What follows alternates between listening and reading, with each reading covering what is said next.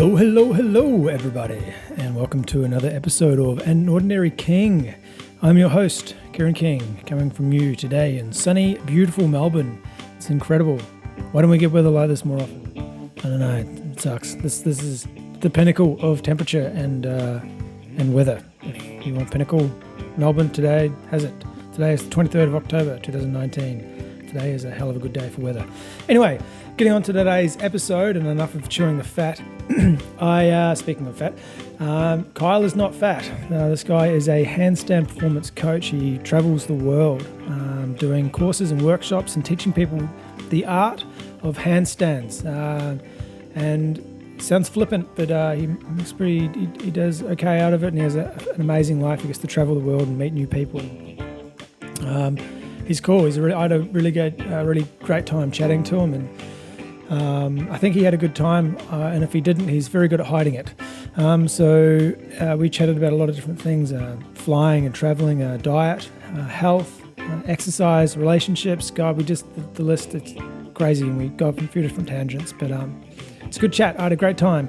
So without further ado, here he is, Kyle Weiger.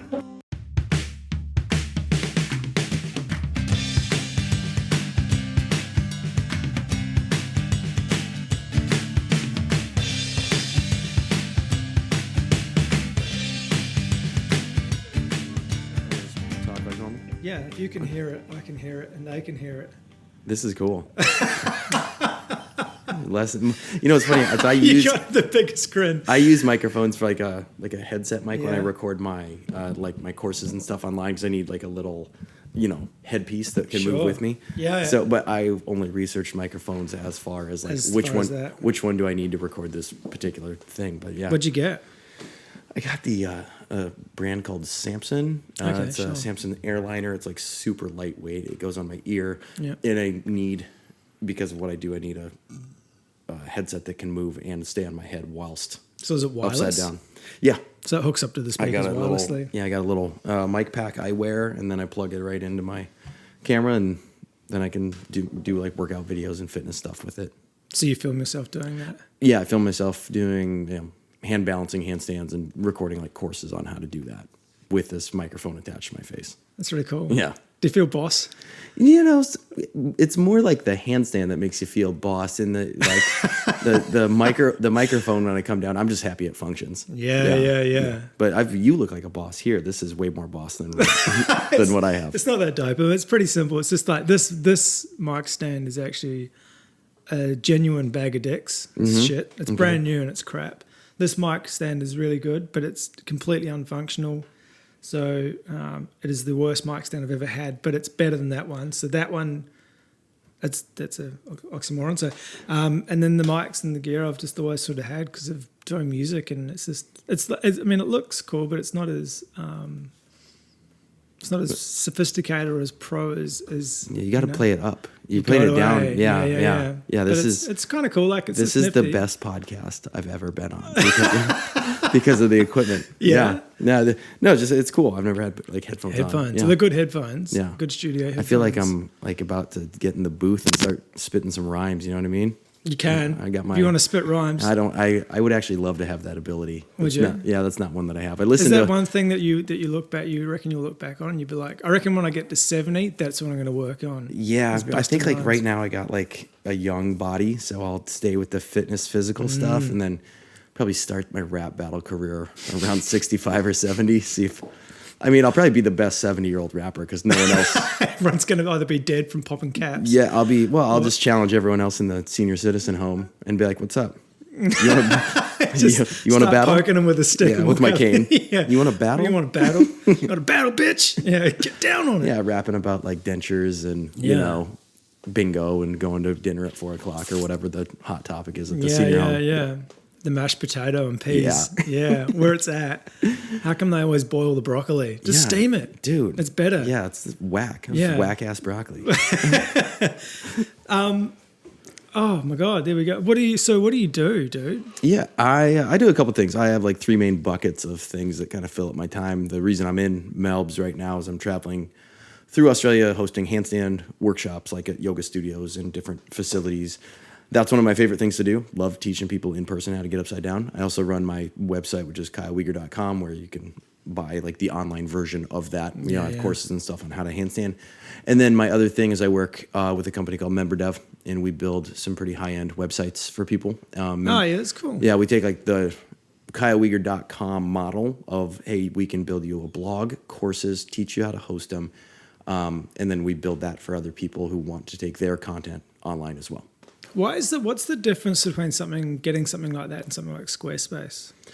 Yeah, Squarespace, there's limitations on what you can do. All of our stuff is WordPress based. So to anyone out there, it's kind of like what's your imagination versus what's the... Yeah, like, okay, there's only so many templates available. And but in Squarespace, you can have some creativity if you can get a developer there's specific like Squarespace developers or Wix developers that can get in the back and put in their CSS and manipulate it a little bit. But you're still limited. Sure. Whereas in WordPress, you just far more options. Now, the difference would be if you're willing to learn WordPress, it is harder than a Squarespace. That's why Squarespace and Wix do so well, is because they make websites easy. So we're building a version of that'll make like video hosting on your website easy, as long as you're willing to do it the way that we show you how. We have a proven model that works if you're willing to do WordPress. So there's our market would be way more niche than the broad people that are like, hey, I want to start a website. And I don't know. If you can do it on Wix or Squarespace for free, when's the last time you got anything for free that was like actually pretty decent? Yeah. I know what you're saying. Yeah. But they have a great model, nothing against them. Ours is just going to be a little more high end, a little more niche. Yeah. So if someone actually has a genuine business and they're like, oh, well, like the limitations, as you're saying, in Squarespace only give you so much, versus like, I think if I improve the website in this aspect, then it's going to be easier to drive more traffic. Exactly. We are looking for current business owners, not someone that's like, hey, I got this great idea about starting a business. I'm like, go build your own site first and mess it up a couple times and get a couple years of experience. But we're looking for entrepreneurs who already have a website that want to upgrade or have an existing brick and mortar business they want to take online. And we just need people who have ran a business before. We're not really in the business of teaching people how to be entrepreneurs. Yeah, for sure. We want to find the ones that already are. Yeah. And help them improve what they've already got. We're pretty good on, like, my partner Ali, he's the development side of MemberDev, and he is just brilliant. Super smart guy, designer, developer. I'm the marketing side. I am really good with Facebook advertising, Instagram advertising, Google AdWords, YouTube, all that stuff. He's on it. Yeah. So the two of us together kind of make one complete brain, I think. Yeah. Having a good partnership, having a good business partner is hard. It's hard to find a good business partner. It's hard to find someone that you really sort of gel with, and that where you can actually make shit work, because it's legitimately like a marriage. It's like a relationship. You know what I mean? You got to be really honest with each other. And oh, dude, funny story. So Ali and I have built several things together in this new thing with MemberDev. Is technically it's his company, and he's bringing me on as an employee, even though we've partnered on other things before. And back when our very first site was called Reflection Yoga. And it's, if anyone out there is listening, it's REFLEXION, like flex a muscle. Yeah, gotcha. Because I'm an idiot, and no one would ever search that term. It's misspelled. You would never Google that word. No, you right? wouldn't. Yeah. But I was like, oh no, it's gonna be great, flex. Brought on Ali because we knew each other from this other corporate job that we used to work together. Yeah. And it was so funny. We went to we found this accountant in Denver, Colorado. Then we were going to have her do like our accounting and our books. And we only had one meeting with her because we didn't work with her. But the meeting was basically an hour of her telling us, you guys shouldn't partner. You're going to end up hating each other. I've seen this a million times. They never work. You're not going to make any money. I was like, we're running a digital business. I know it sounds like she mostly did like brick and mortar stuff it's like, if I were opening a yoga studio that cost $300,000 to get up and running, that would be a different story. I was like, we're building a website and this is what we do. So we were just wondering if you want to be our accountant, and it sounds like you don't. And, she told us back in, we recant this story all the time, because she's like, you guys are going to end up hating each other. These partnerships never work out. That was 7 years ago. And we're now, Right on. Yeah, now we built, reflectionyoga.com, KyleWeiger.com. I've consulted with Ali on some other projects from the sales and marketing perspective. And now we're going to launch this member dev platform, which is coming out where it's already in beta testing. And I'm going to get on board after, I'm already on the team, but I'm currently in Australia, obviously. Yeah. So once I get moved back to the US, then they'll be kind of my more... Time zones are a thing, aren't they? Jesus, yeah. I was like, I'll make it work. And then there's a site that you can punch in 2 cities, and it'll tell you which business hours overlap for here in Denver, Colorado. That's clever. Yeah. So I've typed in Melbs in Denver, Colorado, and there's like a 2-hour window where between the hours of 9 and 5. 20 minutes. Yeah. Dude. Yeah, I mean, you better work hard. Yeah. But 720 seconds to smash it out. Well, you know how it is. It's like when you work for yourself, like work hours don't really apply. But the site was useful in that it's like 9 to 5, which overlap, because that's where our clients would probably want to talk. I don't know if there would be a ton that would want to get up at like 3 a.m. to accommodate me. It would probably have to be the other way. The other way around. Yeah. How long are you here for? I'm in Melbs until October 29th, so we got about 6 more days here. Yeah, sweet. But I'm in Australia total until November 19th. I'll fly home. Okay, so you're here for a while. Mm-hmm. This is my 4th trip, 4th or 5th? 4th, I think. And every time it's gotten longer. The first time I came down for 2 weeks. Yeah. And then you realize that's just not, I didn't know what to expect. Everyone, like in America, you have like, I thought Melbs was kind of like a small, town. Like, it's tiny, bro. Right. No, it's like a thriving metropolitan area. Did you know that an article came out this year that Melbourne was more densely populated in the CBD than New York City? Really? Yeah. Like person per square kilometer kind of thing. Yeah, I'll tell you where I'm from. My hometown has 9,000 people. Oh, right.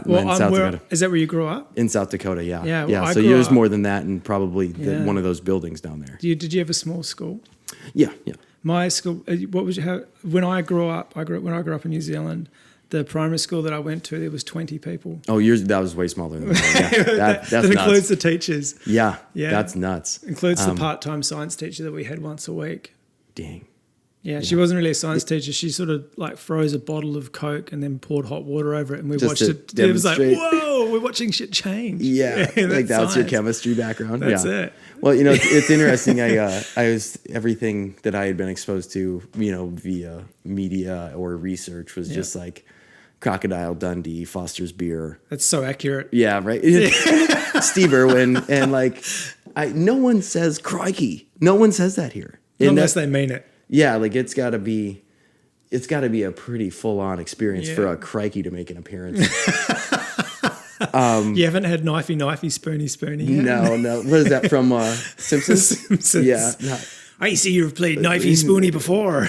Right before I came here, my first time, my friend from Orange County sent me this video of like an Australian spider that was like the size of a dinner plate. Huntsman. And I was like, thanks for that.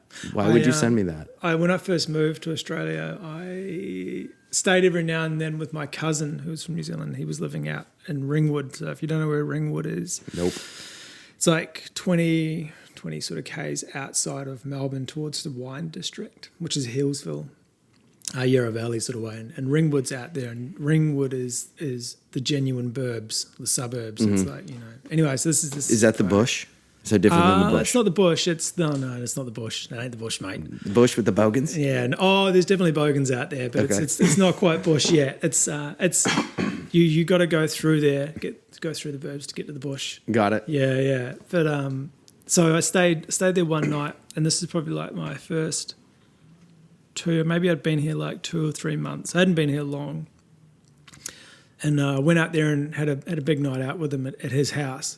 Just got absolutely trashed. I was like 18, and then I fell asleep and woke up in the morning, pretty jaded, and sort of rolled over. And I was staying in the spare room. They had like this queen size bed, and then rolled over, and then on the pillow next to me, I saw this like sort of thing. Oh, and I couldn't quite make it out because I'm still trying to wake up, and my eyes hung over. I'm like, oh God, what is that? And I look, and I'm like, oh, there's like a million eyes looking at me, and there's this giant huntsman sitting next to me, legit a foot away from my face. Nope. Looking at me, I was like, Nope. I think this is one of those moments where I'm like, what the fuck do I actually genuinely do in Is this it moment? I've got to stay calm. Is it like carnivorous or poisonous, or is it just the herbivore? They're poisonous, but they're pretty chill. Huntsmans are pretty chill. That's the name of it. You don't want to point a stick at it. You don't want to like go after it with a stick and How start fast are poking they? it. Could a human? They're pretty quick. Yeah. Oh no! Wow, that sucks. Like, because if you see a spider, at least you got it like size, Yeah. like a regular spider, Yeah. right? And then this thing's huge, and it's fast, and it's poisonous. Like those are my hand. Do you know that the bees fly at exactly the same speed that the average human runs at? So if you're running away from a bee, you're not getting away from it. You're just sort of keeping a distance. Yeah, so you can maintain whatever amount Yeah. of distance head start you have until you fatigue. Yeah, and the then- bees aren't fatiguing anytime soon, No. bro. Yeah, they don't Yeah, really... the animal culture down here is nuts. I saw on my very first trip was the first time I had seen a live kangaroo. Oh, yeah? They're massive. They're Yeah, not. they're They're big. not like these little. No, cute, not wallabies. Yeah, and they're kind of ripped. Yeah, bro. They're like buff, dude. yeah, Like, big arms. I got a little like intimidated by this kangaroo I saw. Their biceps were pretty epic, like pretty swole. I don't know Yeah, if he's they're- taking creatine or what, but Bro, they just eat grass. yeah, Grass and seeds and nuts. yeah, and And they are ripped as. You don't Yeah. want to get in a fight with a kangaroo. no, they kick pretty hard. Yeah, Yeah, they'll rip you to bits. yeah, because they got the big talons on their. Yeah, they will tear you to shreds. Yeah, I don't know. We in America, it's like we have kangaroos are always sort of pitched as like this really cute, nice, a kangaroo. Koalas are like that as well. You don't want to fuck up a koala. Really? Koalas are intense. Aren't they high all the time? I think that's a bit of a myth. It is okay. Someone had said Yeah. I remember reading or hearing kind of an old wives' tale that a koala bear just eats eucalyptus and eucalyptus gets them high. And Yeah, it's that's like all they sleep. do. They just eat eucalyptus leaves, but I think they look stoned. It's because I think it's that panda thing where panda bears, the diet that they eat is the worst possible diet. They eat all that bamboo, and there's zero nutrients in it. So that's why they're so lazy and don't do fuck all. It's because they've got no energy. And that's the same thing with the koala. They just don't. They have to like keep chewing and chewing and chewing. That's and so weird from an evolutionary regurgitating. standpoint that they So wouldn't dumb. they wouldn't evolve to go eat like berries or something with some energy. Well, there's not a lot of berries in Australia. Really? It's definitely not like the Amazon, or like they're not stuck on a beautiful island surrounded by mango trees unless they're up north, but there's not a lot of koalas up north. They're all sort of down here. Okay. Yeah. I've never seen a live koala. Maybe Have you not? Are they big? Yeah, they're like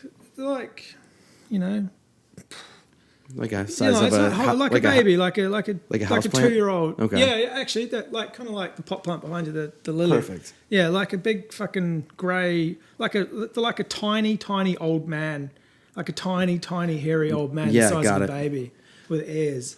Yeah. Okay, that's yeah. a weird thing to picture. Yeah, It's like I'm holding with you. a hairy Benjamin Button. Oh, that's adorable. Sounds sweaty. An 80-year-old Brad Pitt. Yeah. A tiny, Can you imagine? 2 foot tall, Can you imagine hairy it's Brad Pitt? You're petting him, and then it's like, "Hey, Brad, I loved you in Fight Club."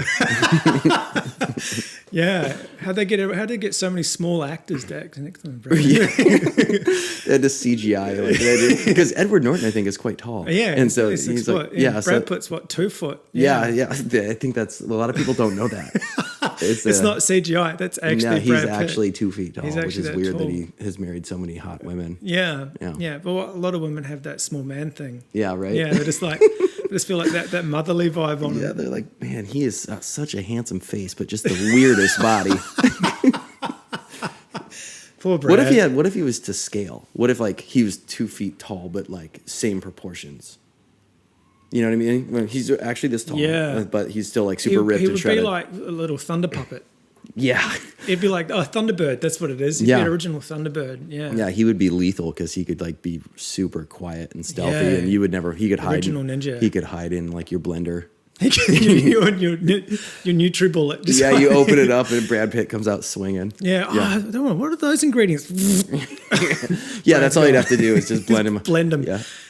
Once again, probably the best place to hide is I think there's better places to hide than the NutriBullet. that like basically a death chamber with blades. It's like hiding. If you were gonna hide in a plane, you could hide in the cockpit, or the undercarriage, or the engine. Don't hide in the Well, engine. it's tempting because the engine is quite roomy. Yeah, Versus the cockpit. Yeah, It is tempting. Once they get the blades going, though, I'm pretty sure it's pretty all game over. Pretty isn't it? aggressive. It's end game. Yeah. You know, they still have when you go into aeroplanes. You obviously fly a bit, but whenever you go into the toilet, there's always like no smoking, but there's an ashtray. Well, I'm sure they built those a long time ago. And I went on a new airplane recently, and there was an ashtray in the toilet. I just fly so often that I don't want to be disrespectful to the flight attendants when they're showing me how a seatbelt works. But come on, guys, I don't need to. I'm listening to Spotify or a podcast or an ebook or something. Yeah. I don't want to pause that. My seatbelt's on. I'm good. And let's be honest. If you can't make it click, what are you doing? Yeah. I think that was a line on Tommy Boy, the old movie with Chris Farley and David Spade. He was like, you know what? I'm done explaining this. If you guys can't figure this out. The other one is smoking is prohibited aboard this aircraft. That includes the use of electronic cigarettes. Any smoking inside the lavatories will be resulted in, a federal prosecution or fine. Yeah. And I was like, do we need to even say that anymore? It's 2019. Yeah, it's getting to the point, isn't it? It's kind of obviously you can't really smoke inside a restaurant. What makes you think you could do it in an airplane? And also, people get caught doing that and they feel like, oh, we need to warn them not to do that because it's illegal?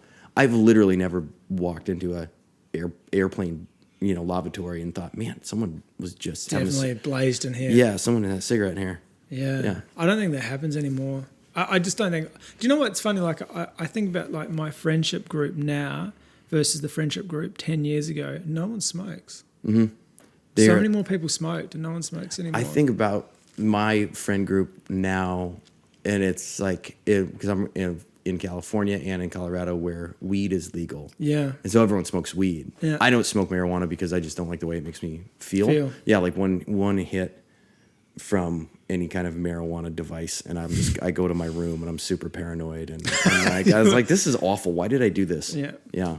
It's a good reason not to as well, not to smoke. It's a great reason. Right. But however, I do think it should be legal for anyone, right? If you want to do that, awesome. It's not my particular thing. But I do agree with you. I think again, it's 2019.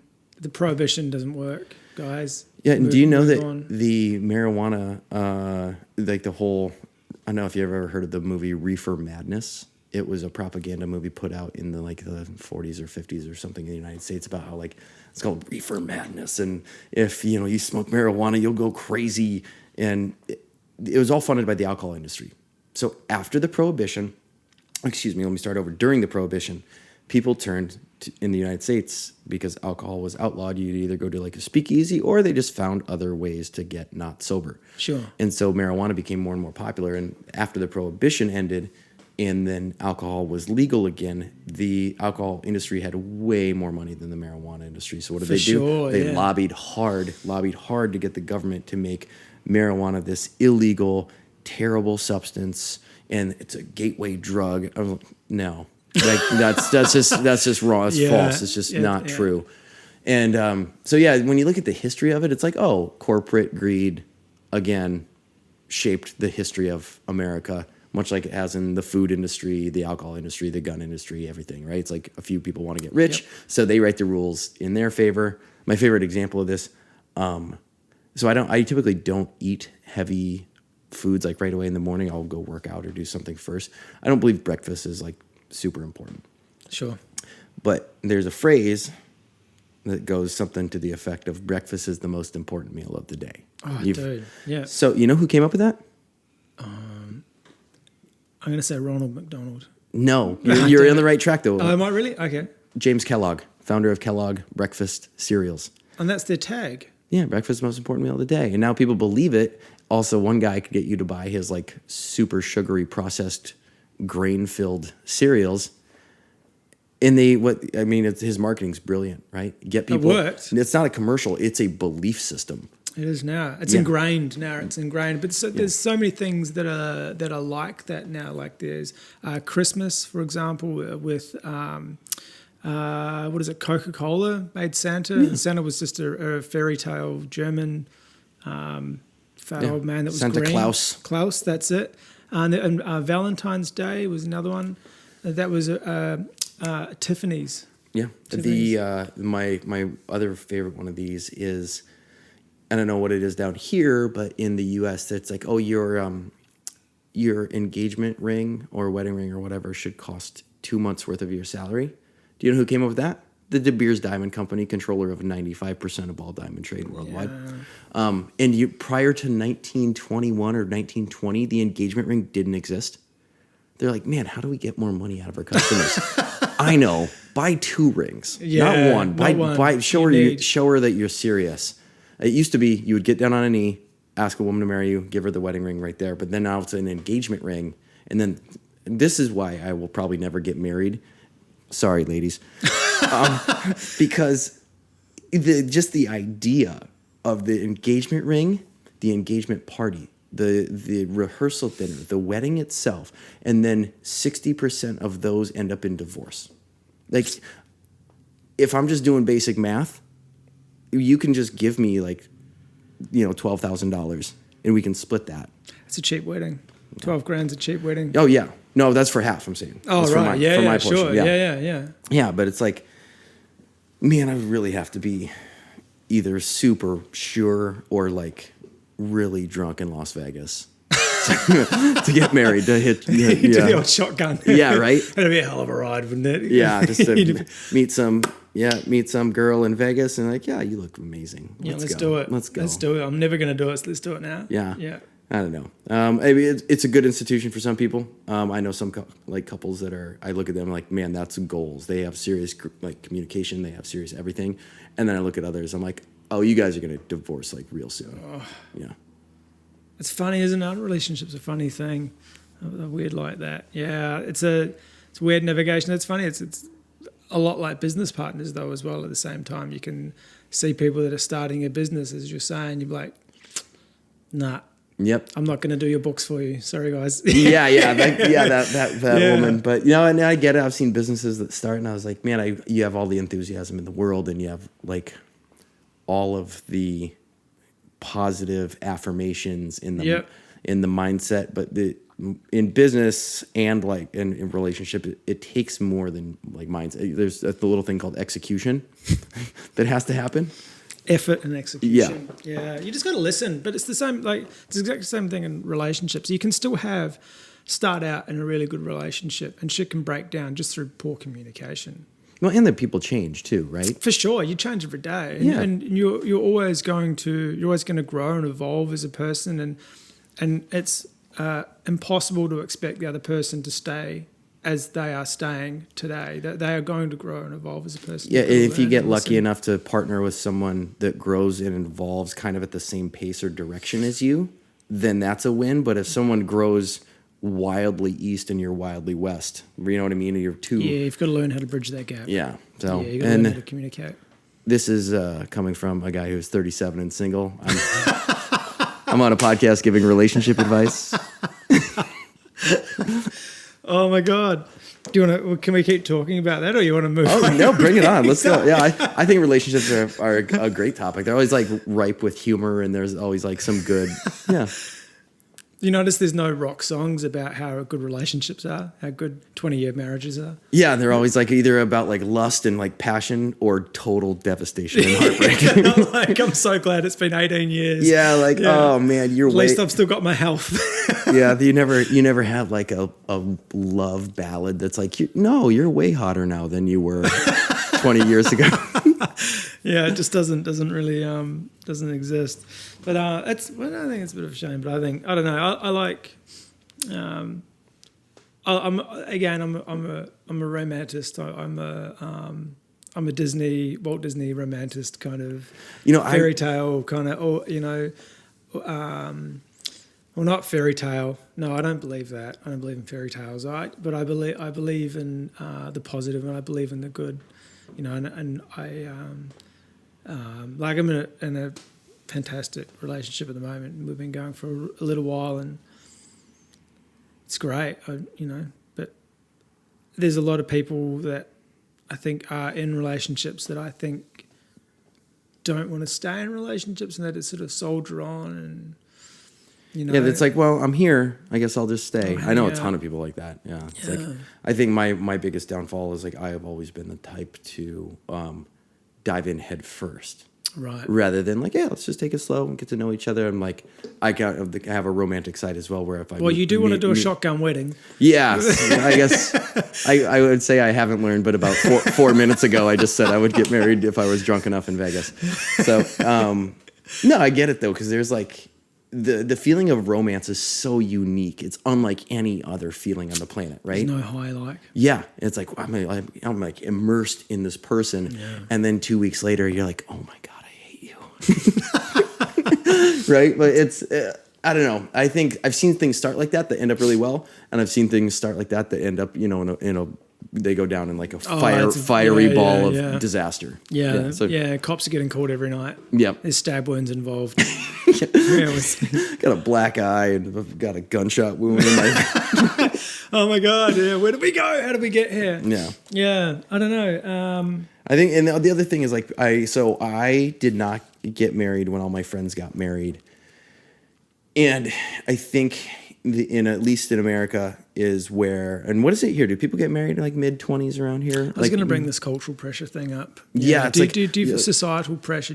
I don't, but I'm a man and I don't like, I'm not going to reproduce, at least knock on wood. Yeah. That is wood, by the way. Oh, so it's okay. Oh, yeah, perfect. It's not like mezzanine. That's like better than wearing a condom. I just knocked on real wood. Yeah. Well, the better condom is Crocs. Just wear Crocs everywhere. It's called birth control. You'll never get anyone pregnant. Yeah. No one's touching you with Crocs, bro. Yeah. And you know, I think there's the pressure, and I was always, you know, I was in a kind of a long relationship in my early to mid 20s, got out of that, and then just had never really found my groove with anyone. And all my friends were getting married, and I'm like, man, am I missing the boat on this? Like, it seems like everyone's getting married right now. And then fast forward the tape like 5-6 years later, the same set of people are all now like getting divorced and going through the back end of that.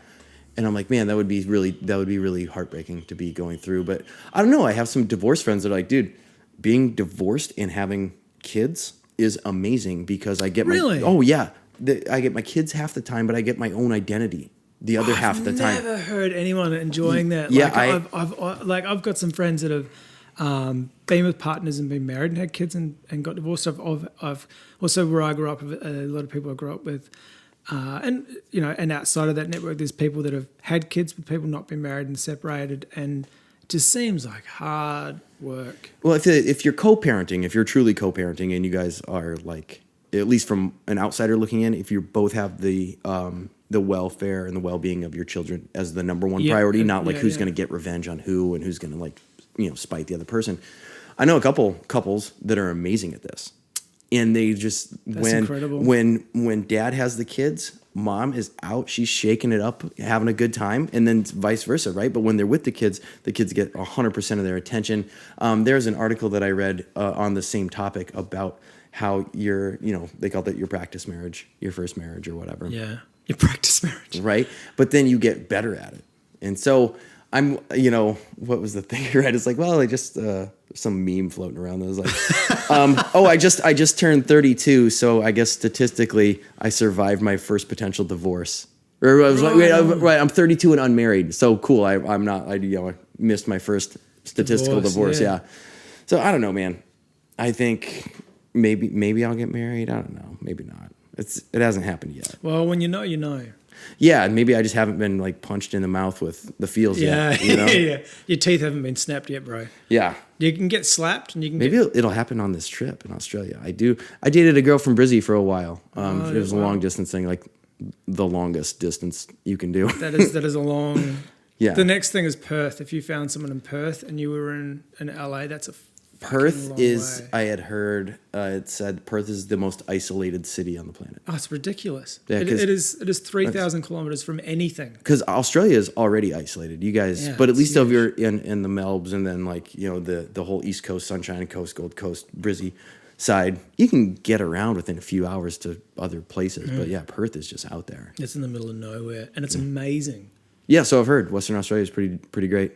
Everything over there is on steroids. Yeah. Yeah, everything's Even bigger and better and like the people? Yeah. Oh, cool. I should Yeah. hit that up. I've been looking at Been looking at the kangaroos. the keratine. What are the keratines? Oh yeah, Keratines. Is that it? creatine. Creatine. Yeah. Yeah, creatine. Creatine, which Yeah. is not tiny little fish floating in the ocean that whales eat. Different. Yeah. Yeah. That's shrimp. I don't know how you confuse this. Like I'm taking There was totally a correlation. I was like, oh my God, there's totally like I'm taking creatine for Creatine, lifting. like oh, you mean like shrimp? shrimp. No, idiot. Creatine. Yeah, like prawns. There was totally like something in my head that was like, oh, that's a fish. But it's not. No. Like a tiny little crustacean thing. Maybe that's Yeah. what I'm thinking, crustacean. Yeah. But that's not even Maybe close. what still. if you would take a crustacean and then like sprinkle a little creatine on it, and right before you lift, obviously you would. Oh, Is there a lot of creatine in seaweed? I don't know. I know there's a lot of creatine in like red meats. Right. I don't know a lot about seaweed other than that I like it. It makes There's a lot of iodine in seaweed, which is good for your brain. Yeah. I wouldn't know that. Yeah. Why is that? Because my brain's not very good. Is that right? Yeah. No, do you get into the whole like nootropic brain, evolve your brain thing? I don't know about evolving brain, but I watched a TED talk a few years ago. It sort of changed my thought processes in terms of diet and health, where before I watched this, I was never really massive into diet. Well, it's something that I thought about, but I never really I couldn't really care too much about it. I just sort of ate what I ate, which was predominantly pasta and steak. And then one day I found mango. I was like, fuck, what I've been doing all my life. Yeah, mangoes are like the best. Fuck. And watermelon is very recent as well. Watermelon's last year. I found watermelon, and now I'm Really? like, Oh, I grew up on watermelon. oh my so God, for dude. me, I don't like, what have I been go doing? crazy over watermelon. But if you put a plate of dried mango in front of me, I will like try to not eat it because of the sugar content. But eventually, it's all going. It's gonna go. It's gone. Yeah. It's Do you just think gone. is that your kind of Achilles? Yeah, I don't. I try to stay away from sugar. I don't like pasta. I don't eat a ton of. Although I was recently in Florence, staying with some amazing hosts, and you can't help it, can you? Yeah, it's. You've got to. It was cheese, bread, and pasta. So, and I believe in the ketogenic lifestyle, in the idea behind it, that your body will burn the carbohydrates first, the protein second, and the fats third. So if you eat a lot of fat with a lot of carbs, then your body stores the fat and burns the carbs. Got it.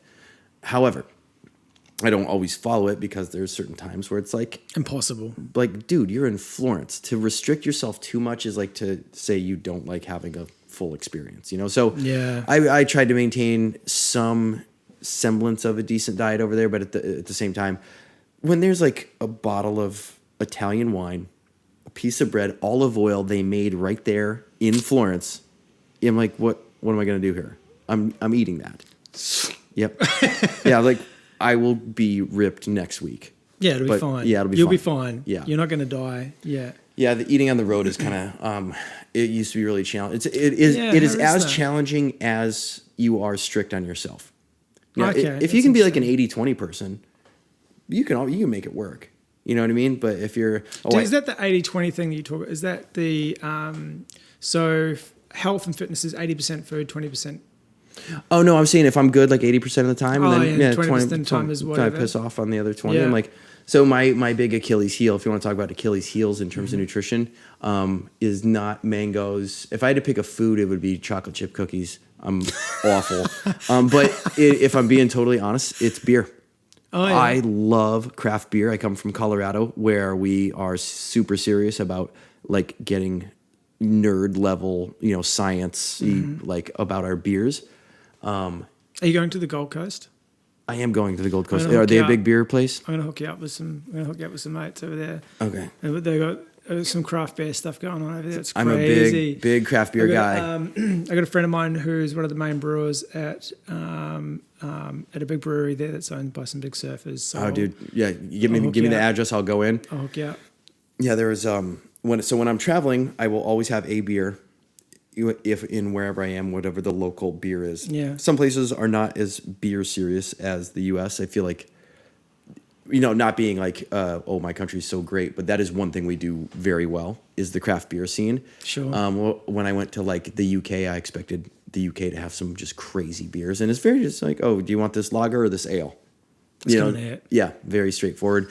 Italy, same, but you don't go to Italy for the beer, you go for the wine. Or the wine, the wine and the cheese and the pasta. And then so far in my trips to Australia, naturally I've had Furphy's. Oh, you had Furphy. I went to the Beechwood Brewery. Oh yeah, yeah, that was a couple of years ago. That one was pretty cool. But in terms of diet, they say that like, one beer is equivalent to like 7 slices of bread, and that for me is just heartbreaking.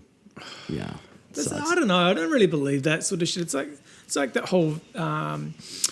whole vegan campaign they did. Not to slag vegans. I got nothing against vegans, but there was like the big YouTube video sort of push they did with it. Like someone was trying to put out there that eating 1 egg was the equivalent of smoking a pack of cigarettes. Shut up. Come on, dude, get the fuck out of here. And that's like, because they were You could manipulate whatever data to somehow make a correlation in a real, you're stretching it pretty thin. They're like, it's saying, what was it, correlating it between some sort of cancer that you get, like eating. It's like, those studies are such shit. Yeah. It's like 100% of people that fall asleep go to sleep. Yeah. It's like, come on. It's it's whatever, who's ever funding the study can manipulate whatever. Well, you outcome. can also take out of any test, like any of those tests that have general variables or difficult variables to, like if it's not a purely controlled environment, if you're doing like an epidemiological test, I think it's pronounced, where your people are filling out a questionnaire. Tell us about what you ate in the last 2 months. And like, I ate that, and tick that, and tick that. You can't account for everything else outside of that, sort of, you know what I mean? And they're so flawed. And you can draw pretty much any conclusion you want to draw from these tests. And if you go into it, you're a human being, so you cannot be unbiased. That is the very nature of being human. That's why like AI or robotics would be way better for testing stuff like that. The one I had heard about, I used to work for a market research company, and back in the day when there wasn't as many restrictions, if they had a toothpaste or a product, 4 out of 5 dentists recommend this, they could legally get away with asking 20 dentists. Yeah. And if 4 of them said yes, technically 4 out of 5 did also say yes if they picked the right 5. Yeah. Right. Versus like 16 said no. It's like, well, that's okay because we'll just take the first 5 that we asked. Where 4 said. Yeah. So I guess it's what version of the truth do you want? Yeah. That's all it is, right? So. I love watching the commercials on ad. We've got the dentist commercial on it. It's the dentist, and you're like, I recognize that dentist. He does like weekend Kamal impersonations, and he goes around singing and shit at pubs. He's not a fucking dentist. Oh yeah, some actor that's it does everything. I'm pretty sure he was on a car commercial last week. Right. And next week he'll be the doctor recommending some prescription. Dude. I got a buddy. As long as we're on the food topic, I got a buddy who I don't know if how the vegan thing is like got super popular. I live in California where I'm the only non-vegan in California. Everyone's vegan. It's crazy, isn't it? I have a buddy who is the opposite. He's full carnivore. I've heard of this diet. Yeah. So they don't even eat vegetables, and they don't eat pasta or carbs. None of that. Straight meat only. And if you look at what he's going for, it works, right? Because he wants his testosterone levels super high. He wants his inflammation down. So he eats high fat, high protein, low, like 0 grains, 0 sugar. And I went out to dinner with him. This is recently. I was up in Bali, and he happened to be in Bali, and he eats 1 meal a day, and he goes to the Brazilian barbecue, where they, have you been to a Brazilian barbecue before? They bring over like, I fucking love barbecues. Oh, dude, they bring over like racks of meat, and they ask you what do you want? They slice it off for you, and I sat there and watched me. I couldn't keep up. I bowed out after like a couple helpings, and he sat there for an hour and ate. And I asked him, I was like, have you measured all this before? What's the caloric intake? He's like, it depends. It's in between 4,500 and 5,000 calories in an hour. It's his only meal. It's 100% meat. And he's put on like 10 or 12 kilos of muscle mass since doing this, and he doesn't lift weights. He doesn't go to the gym. He does like body weight training. Sure. But push-ups and sit-ups and that sort of stuff. And switch to a meat-only diet, 12 kilos of muscle. I didn't even ask him about his digestion. Yeah, I don't even want to know what the back end of that what looks does like. your shit look like? Yeah, I was like, so does it? I'm pooping out ribeyes. Yeah, like when you go to the bathroom, do you just plan on being in there for an hour? Like, how does that? It just seems, moderation usually. Yeah. Again, 80-20. Yeah, I like a little bit. I like to eat veggies. I like to eat high fats. Or good fats. I like to eat clean proteins. Still like a little bit of everything. I think anytime you do just one thing too much, it's too much. Yeah, it's gonna have a shadow side. Fine for a little while, like because there is. They are saying there's short-term benefits, but what are the long-term implications? Yeah, because then if you ask the vegan, if you eat red meat, that's also linked to cancer. Of course, right? So who do you believe, and then if you believe it, will it actually come true, kind of thing? Yeah. I don't know. I think I believe in a balance.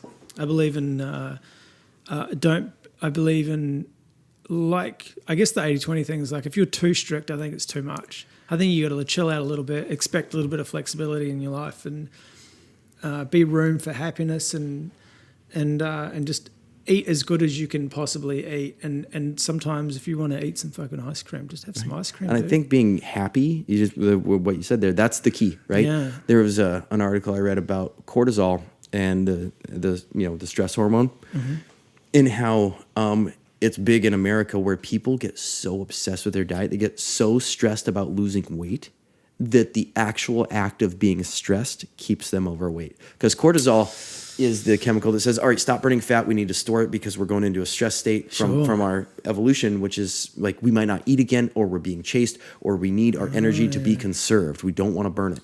So this whole article, it blew my mind about like, oh my God, you're right. It's more about holistic happiness and health. And if you're stressing about like, oh man, I'm pinching my belly, or I got to weigh myself every single morning, I was like, even those small things add a little bit of like stress, and then to your overall day, and then all of a sudden your body starts storing fat, and then you can't lose weight, then you become more stressed about the weight you're not losing, and then it's just awful cycle. I mean, there is extenuating circumstance. Like if diet is really important. Okay, so if you're a professional athlete, diet is presumably quite important. If you're bodybuilding and you're going for a world championship or a domestic thing, or diet is really important for bodybuilding, like calorie counting and what you eat and how your body reacts to different types of foods. Really important. Body sculpting. If you're not doing those things, I always think, are you smiling? Are you happy? Are you grateful? But I do think you should be trying to eat as healthy as you can. It doesn't mean that you can go through. Like I lived with a guy years ago, and all he didn't want to do dishes, so all he did was do fast food.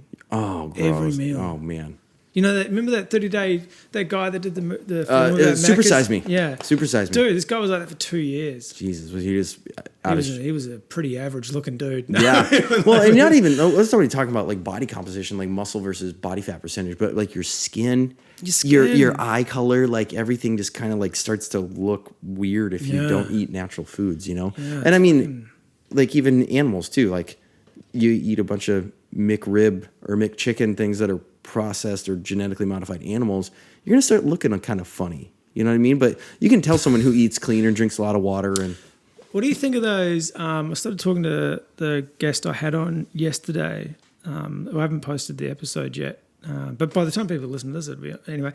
And she was a scientist, and she grew brains in a petri brain tissue, and that's cool. Yeah, it was pretty cool. She's so blasé about it. I was talking like, she's like, oh, I just did this and that and that. And I was like, we need to stop and go back and sort of explore that, because you're sort of talking about it like you're making a fucking peanut butter sandwich. Right. That's super simple. I was like, this is not, Anyway, but she's vegetarian. We were talking about synthesized meat, and we brushed on that topic a little bit. Do you think, is that something that you think about? Is totally processed and lab grown meats? Yeah. So I grew up in South Dakota, right, which is beef country in the United States. Lots of cattle, and you grow up. I grew up in the 80s and 90s, and every night for dinner they just slap a burger patty or a steak down on your plate, a mashed potato, and a can of Coca-Cola.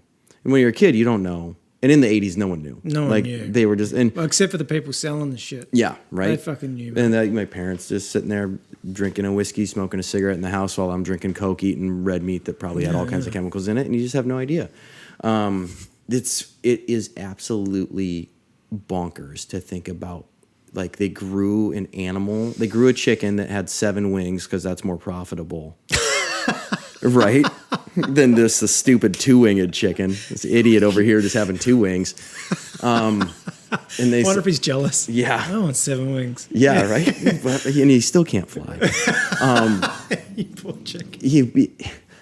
And there's, I mean, the amount of like mental degradation that the actual intelligence that genetically modified. Do they even have a brain, or is it more like you're just growing this animal to be, to be a product, right? Yeah. I remember when I went to Costa Rica for the first time, and I had this giant eye-opening experience. We land at the airport, get on our shuttle bus, and we're driving through the Costa Rican countryside to take us to our villa.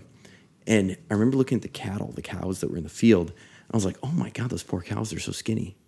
And one of my friends who was a little bit more into food and the food culture was like, what do you mean? That's it. That's what they look like. That's how a normal cow looks. What the cows that we see in the U.S. look like. Imagine how many chemicals they have to pump them full to go from like this normal skinny field cow that eats free range, eats grass all day, and still gets only to a certain size. And then the like mammoth, they're kind of like talk about the kangaroos being jacked. We have ripped cows because they're just pumped full of steroids and more that produces more meat. And then the main thing I think about is the DNA of the animal. Yeah. And is if I eat that animal, I am literally consuming that animal's DNA. Yeah. And in that DNA, did that animal have a good life where it was well fed and happy in this, or was it caged for its short and miserable life, and now I'm eating that misery? Oh, dude. Yeah. Oh, so that's why, I mean, it sucks to think about, but it's like it does make me more conscious of where I eat, what kind of, Yeah, I do agree with you. I do not believe in sow stows or jamming, because I grew up on a farm, and I think farming has changed. Like I grew again, like probably quite similar to you. I grew up in a farming community, and it's kind of what we had with sheep or cows, cattle, turnips, oddly, but the farming industry has changed because profitability as well. Things have gotten a lot cheaper. And you need to pack more hooves per square yard or per square meter on the paddock than what you. If we feed them this grass that's growing quicker, we can fit more cows, like 10 more cows per hectare, totally. Which is another $10,000 a year, or it's profits margins, profitability. Well, this is why I do see where the vegan culture is attractive to people, because it's like, oh, we don't have to deal with any of that. But then again, your food, if you're vegan and you eat only vegetables, corporate greed has found a way to capitalize on that too. Yeah, anything. I always say to people where they talk about this, the meat.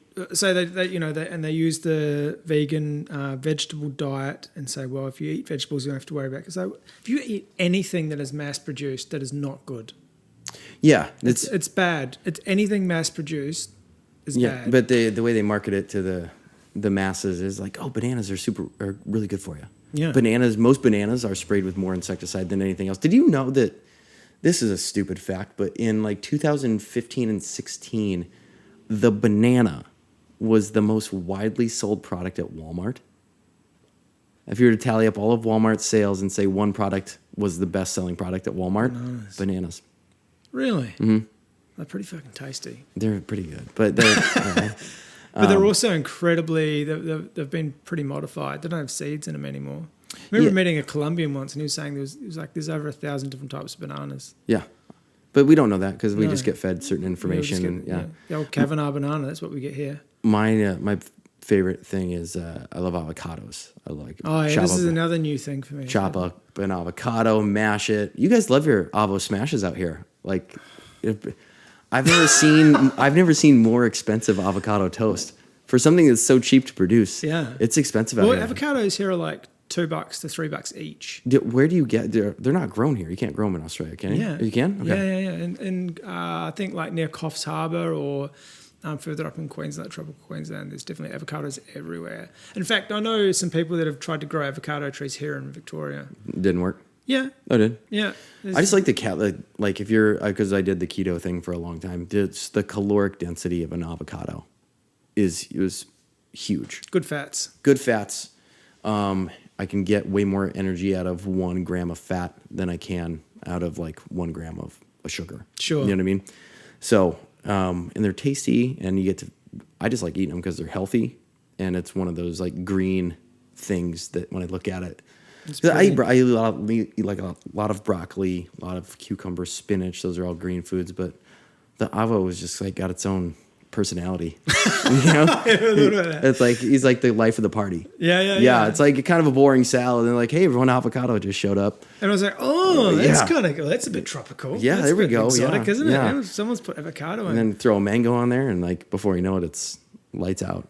Well, I think like the avocado here now has become the benchmark for success. So if you can see someone having smashed avocado on toast, you're like, well, they've made it. Yeah, they're doing really well. Yeah, because they've sprinkled. You know, they're doing really, really well. If they've sprinkled a little bit of feta and chili on top, you're like, they've got the extras. And they've got the add-ons. They're like $2.50 an add-on for that. Then like the peasants, like the low class people, are like digging through the trash for the old thrown out pieces of avocado. They're licking the skin. Right, that might still be there. There's like rummaging. Yeah, there's like people on the side of the street with little signs. Like the homeless people, like we'll dance for Avo. Yeah. Avo. Okay, different than the Arvo, by the way. Very different. Yeah. Yeah, it took me a while to figure that one out. Someone said, "Do you want some Avo?" And you're like, I don't even know what that is. Like you guys, the Aussie people, you guys just you're not Aussie, you're Kiwi, yeah. But it's you shorten everything. So for my people listening that aren't privy to this, an Avo is an avocado. Yeah. The Arvo, A-R-V-O, is short for the afternoon. That's right. Even though the word afternoon has no V in it. Yeah. Avo. Want to meet me, Avo?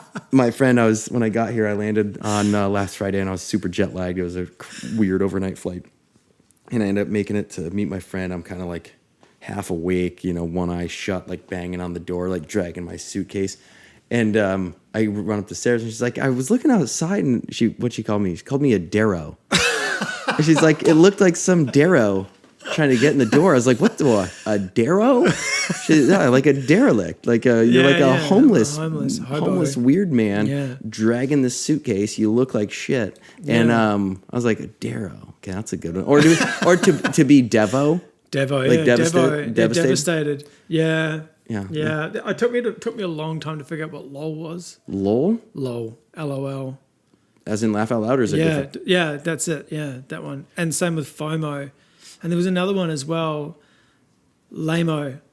That's it. L-A-M-O. LAMO? Like it's lame? Well, it's something. But it's an acronym. I'm not very up with acronyms. Like I sent a friend of mine the flying zucchini emoji recently, and apparently that's not something that you do. You don't send a friend a flying zucchini. No, it's different. It's different. Is the zucchini or the eggplant? Or the eggplant. Yeah. You don't do that one. I thought it was funny. I'll just send the fending eggplant, the wobbling eggplant. Dude, the FOMO with a thumbs up. Yeah, if you send the wrong emoji to the wrong person, you can end a friendship, like right there. I think I might have. The FOMO, the one I heard that I really enjoy was so FOMO is fear of missing out, right? Yeah, and then the one I really liked was JOMO, the joy of missing out. Like if someone invites you to something on a Friday night, and you're like, no, I'm gonna stay in, and you're just gonna sit on your couch and do fuck all, and scroll Netflix. Yeah, and then probably like scroll Instagram and see all the people that are at the event you're not at, posting pictures of pretending to be happy, having to get dressed up, being happy. Yeah. I don't know. It takes a lot to get me out on a Friday night these days. Does it? No, I don't. So I grew up in the nightclub scene. Yeah, when I say grew up, I mean like my. You didn't go to school at a nightclub. No, so from age 4, neon chalkboard. I learned math by counting ecstasy pills. Yeah. No. Like I was around the nightclub scene in my late teens and 20s, and like we used to just get all week long in college. Like, all right, awesome. Friday night, let's go. We're gonna drive down to Denver. It's gonna happen. We're gonna go. It's gonna be a party all weekend. Is that where it was at? Was Denver? Yeah, I went to school in Laramie, Wyoming, which is not the thriving metropolis you're probably imagining.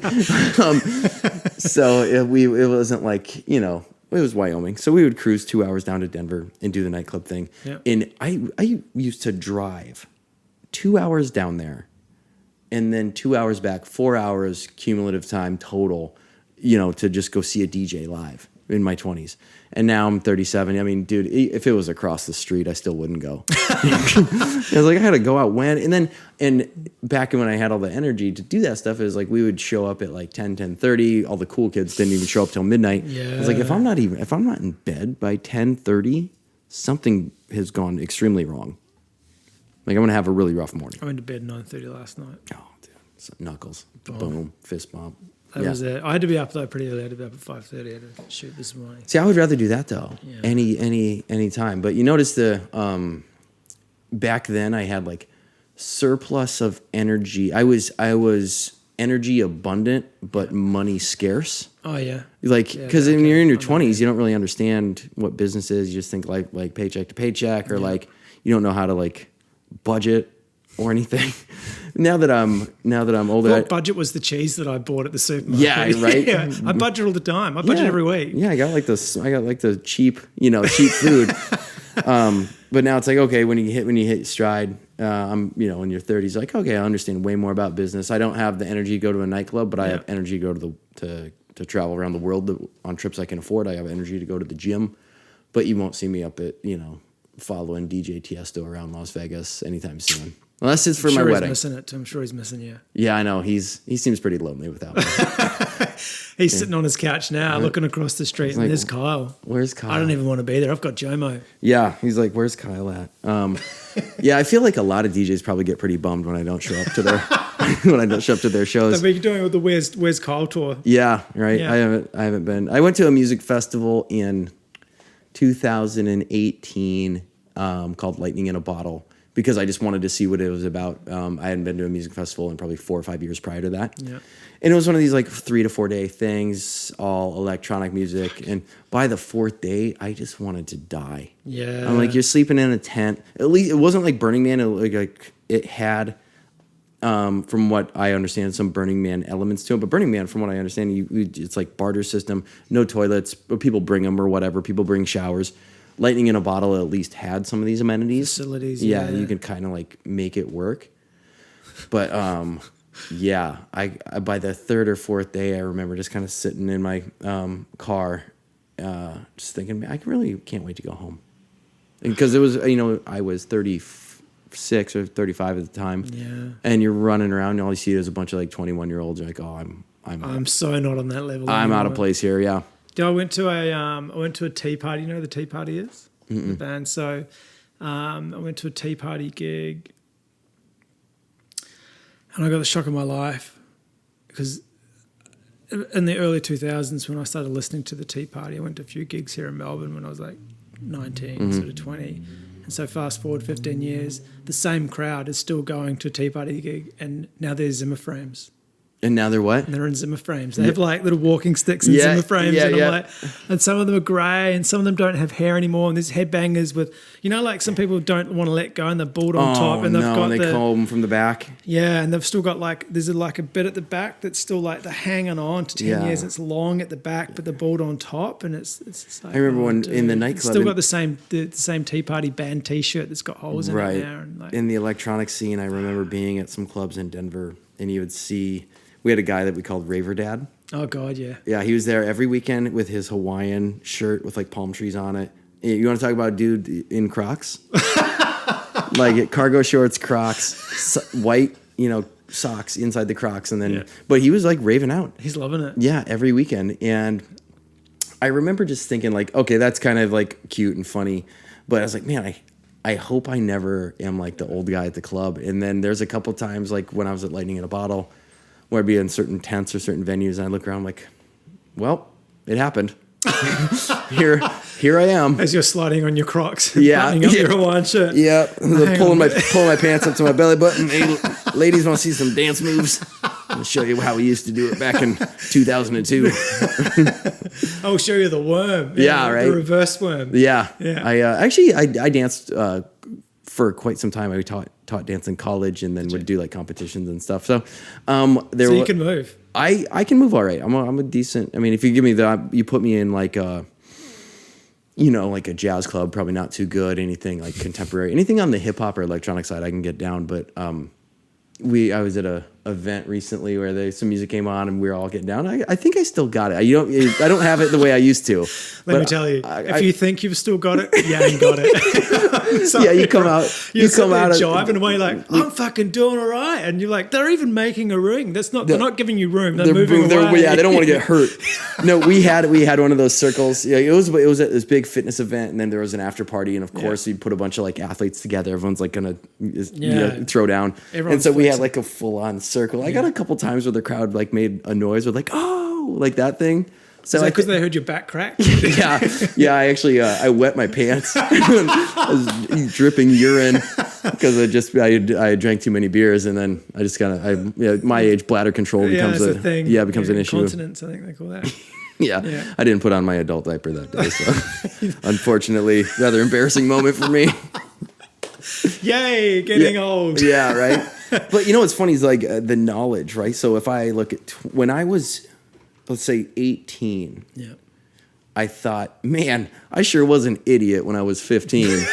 And then when I was 25, I thought, oh, I got this now. I'm 25. Yeah. I know all kinds of stuff now. I'm 25. Man, 18-year-old Kyle was stupid. And fast forward, I'm 37. I realized how dumb I was in my early 30s, late 20s. I can't wait till I'm like 45. You're looking back, I was such an idiot. Right, like what was I doing? I think you get progressively less dumber, but you always develop this new like ability to look back and see what your mistakes were. Reflection? Yeah, right? Reflection. FLEXION.com, only $9 a month. It's funny. I had an experience where I was dating a girl who was like 10 years younger than me. And I was 36 and she was 26, and we were cruising in the car, and she was telling me a story about how she was upset at her mother. And she's like, gosh, Mom, I'm 26. And I'm like, don't say that. Don't say that when there's a 36-year-old sitting right next to you. Like, because you don't realize, like, I'm an adult, I'm 26. Like, don't they still pay your rent? Yeah. You wait till you're 36. Mom, I'm 36. Mom. Yeah. Get out of my room. You never understood me. God, that's not. Oh, I'll drop my shirt off later. Can you iron it, please? Yeah. Hey, I got some laundry. Yeah. I'll say this: my mom is my best customer, though. Of all the like online products and stuff I've made, like handstands and yoga and yada yada yada. My mom buys every one of them. Does she? Yeah, she's a monster. That mom's amazing. Yeah, she can hold like a 14-second handstand. What? Yeah. She's good, man. Is this where you got it from? Did you get it from? No, I was going to say it'd be genetic, but it'd be like reverse, right? Because I started doing handstands, and she has always been super supportive of everything I've ever done. And she's like, I'm going to do your handstand course. I'm going to see if I can do it. And I was like, all right, awesome. All right, yeah. Did you book her in for free? No, she bought it. She wouldn't let me because she was very particular and said, I want to be your first customer. I want to be the first one to give you money and support your business for this course that you made. So she bought it. Keep talking. I'm going to get some water. Yeah. So she bought my course called 6 Weeks to Handstand, and sure enough, like logs in here and there. And then she, life got in the way, and then she had to go do like other things, and would come back to the course. And then before I knew it, she sends me a video one day she's like, hey, check out my handstand. And I open my phone and I see it's a video. Before I hit play, I was like, oh, let's see how she did. Yeah. And she kicked up and held it. And I counted it like on the little video timer, 14 seconds of pure balance. That's amazing. Didn't fall. Didn't come down like right away or anything. And good form, nice and very. Yeah, her form is okay. Yeah. So that's the thing about the handstand is that it's all aesthetic, right? Everything about the handstand is shape based. It's very much like dance in that regard, in that it has to be like you want it super clean, super straight line. I don't care about her form. I'm just happy that she's doing 14-second handstands. She's moving her body and doing a 14-second handstand. How can I ask how old she is? Yeah, she just turned 61. What is it? The 23rd? Telling you right now, if I'm doing 14-second handstands when I'm 61, right, I'm pretty fucking pumped on life. No kidding, right? You know, I took my partner. I took Emma back to New Zealand. Oh yeah, I took Emma back to New Zealand for a holiday, like probably about a year ago. I can't remember, not about a year ago, maybe a little bit longer. And I was like, let's do some mountains. Let's climb some mountains because she lived in Hawaii. New Zealand has great mountains, right? Like some of the best in the world. We have mountains, yeah, like proper mountains. Like Australia doesn't really have mountains. Right. They've got like grassy knolls. Yeah, like some hills. I lived in Denver, so I'm like used to proper mountains. Yeah, you'd have good mountains there. Yeah, Colorado and that, right? Is that right? Rocky Mountains. Yeah. Rocky Mountains. And so we're like, let's do some. Oh, so she lived in Hawaii for a while, so she's seen mountains, and she's like, I've done a couple of. We'll do like a couple of 2K peaks. Yeah. Which is a good day, and we're going up this It's a goat trail. It's called the Dare Spur. For anyone that wants to do it, it's called Mount Taylor, which is next to Mount Somers in the South Island, near about 2 hours southwest or southwest of Christchurch, and the Southern Alps, which is sort of close to where I grew up. And we're going up this track, and it's steep. And you're on a ridge, and the ridge is like a meter and a half wide, and it's just sheer drop either side, you know what I mean? And it's early morning, so it's just mist, so you can't, and fog. You're walking in clouds, so you can't see. You just know. You know, you like either side of you can't see because it's just cloud and fog, but you know that 2 meters down that way is just a sheer, you're fucked. Yeah. You know? And then to your left, is that you're fucked. So you just got to keep going. You just got to keep walking up. It's great. And we just sort of burst through this cloud to like 4 hours after we start hiking. We're probably 3/4 of the way up, and burst through this cloud, and keep looking up. And there's this person sort of walking down towards us. They've been up at the summit. Mm-hmm. They must have left really early, and just sort of walking down towards us. I'm like, oh my god, this is the first person we've seen in 4 hours on this hike. And it gets closer and closer, and we take a break and stop and take the backpack off, and like getting all sweaty and shit. Like, oh my god, this is amazing. And we're puffed and exhausted. And here's this 80-year-old man, just killing, and these old 40-year-old boots, not even breaking a sweat. Morning, how are you? Good. How's it up there? Oh, it's lovely. You guys all love it, and he just keeps going. Dude, 80, and I'm like, if I'm doing that at that age. That's a happy place for me. Like getting to that age and still being able to move. One of the coaches that I go to lives in London, and he has a school out there called the London School of Hand Balancing, and he's this old circus performer, and he's 52 or 53 now, can still do like one arm handstand, no problem. Which, by the way, for anyone listening, a one arm handstand is like it's a superhuman feat. Once you can do that, you're in a very elite class of people in terms of athleticism. Yeah, sure. Not like. I mean, you're elite. You're now rich. You're now incredibly wealthy. Yeah, the tax man don't give a fuck about one hand handstands. Yeah. No, but you're in a different like athletic class because it takes a lot of dedication to get to. And he's 51 or 52 and can still do all of his one arm tricks. And it's like crazy. You see people at age. There's a certain thing that comes along with learning something young versus learning it as an adult, or doing one thing repeatedly for like a lifetime. Yeah, I'm sure that 80-year-old man probably does that daily, right? Sure. Or just get up there, no problem. Yeah, no sweat, no nothing. You put someone, like me out there. I don't climb things. I don't do cardio. I'm on my hands, right? I tried hiking once, and it's not for you. It's so hard. The payoff is great though. Yeah, it is. When you get to the top and you see like whatever you're looking over, and then you're like, man, can I get a ride down? Uber helicopter soon, bro. Yeah, like a little drone. A little drone come pick you up with a little buckle in kind of seat. Yeah, with like a snack or something. Yeah, sure. That's my big thing. I'm all for the snack, man. I get so hungry on hikes. Yeah. I just move. You got to take trail food with you. You got to take snacks, jerky and chocolate and nuts. And like we have do you guys have the phrase GORP down here? No, but we're going to now. GORP. Sounds like the monster that you hide in the cupboard. Oh no, good old raisins and peanuts. Oh, so that's a total acronym. Yeah, so we're for a lot of acronyms today. Yeah, I can't believe you guys say LOL, but you don't say LO. Like we say LOL. Like where you actually spell the acronym. Say LOL. It's weird. Yeah, I've heard people say, I think Paris Hilton sort of infected me with the LOL. I think Paris Hilton has infected a lot of people with some things. Sorry, Paris. You're probably she's probably listening. Her and Tiesto sitting on the couch. She's just saying, all she's saying is you've got JOMO. You've totally got FOMO. I got Paris Hilton FOMO. I never capitalized on when she was. She's a smart girl. Yeah. What? Really? I reckon that's the first time that sentence has ever been said. I don't think anyone that's successful is not an idiot.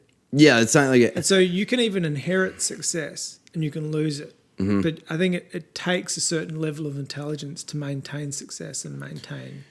True. Now, there's certain... I think it's easier these days to be famous because you used to have a talent to be famous. You know what I mean? Like back in, like I say, 80s or 90s or early 2000s. Before social media and this celebrity pop culture was a thing, you used to have to either be an actor, a comedian, a singer, an athlete. You had to have a skill that was unique. Yeah.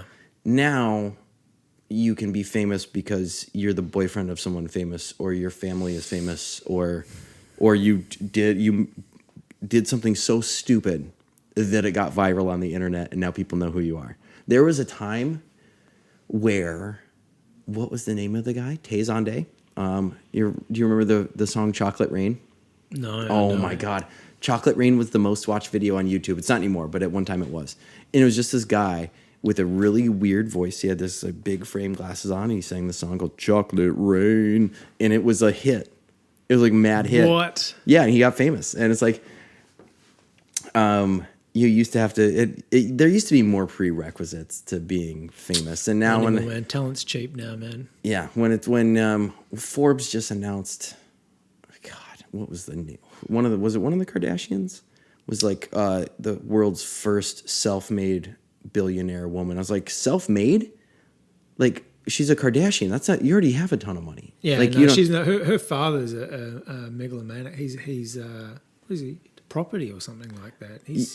Her father, the Kardashian dad, was the lawyer in the that's what it was in the O.J. Simpson case. But yeah, but it's funny to be like, oh, she's self-made. I don't know. I mean, I think self-made is someone who came from nothing. Maybe they actually legitimately mean self-made. Like she built herself, like she hatched herself. Maybe they were being quite literal. Yeah, like in a like she was an amoeba. Yeah, and then she built like more cells, and then pretty soon became Yeah.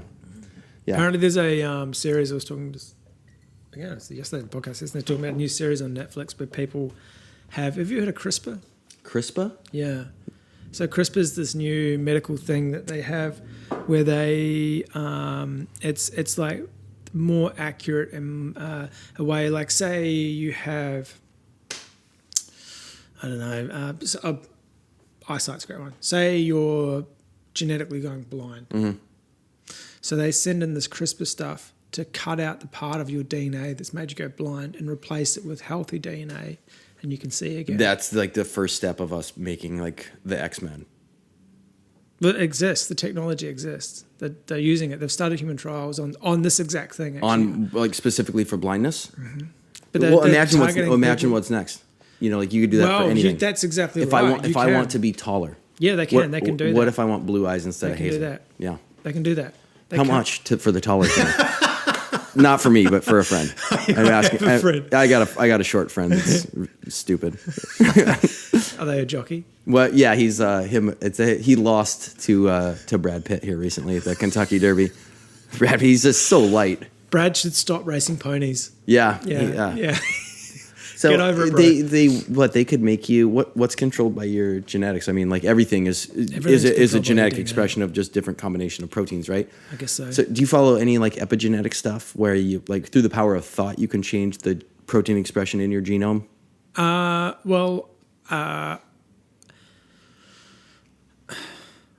I believe is, I guess the best way to summarize it is we know what we know now until we know better. Yeah.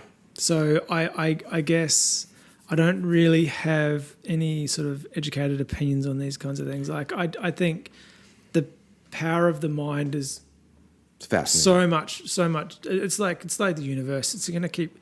I don't think we'll ever fully understand our consciousness and what it means to be us.